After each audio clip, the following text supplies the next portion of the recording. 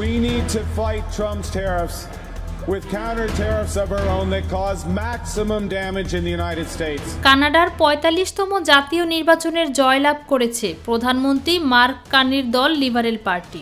জয়লাভের পর তিনি তার সমর্থকদের উদ্দেশ্যে বলেন, আমেরিকার সঙ্গে আমাদের পুরনো সম্পর্ক, যেটি ক্রমাগতভাবে একীভূত হওয়ার উপর ভিত্তি করে গঠিত হয়েছিল, তা শেষ। ব্রিটিশ বার্তা সংস্থা রয়টার্স এ খবর জানিয়েছে।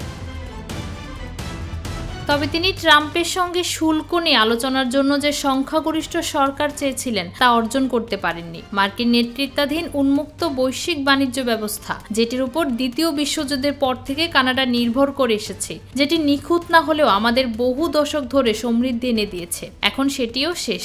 এগুলো কেবল দুঃখজনক ঘটনা নয়, এটাই এখন আমাদের নতুন বাস্তবতা।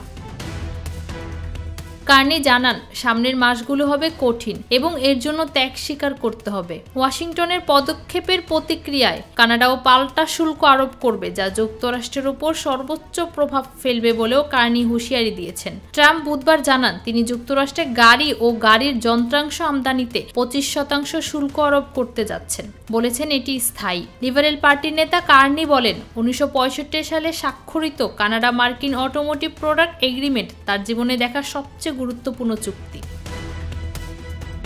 ফৌজিয়া আক্তার, নিরপেক্ষ নিউজ ডেস্ক।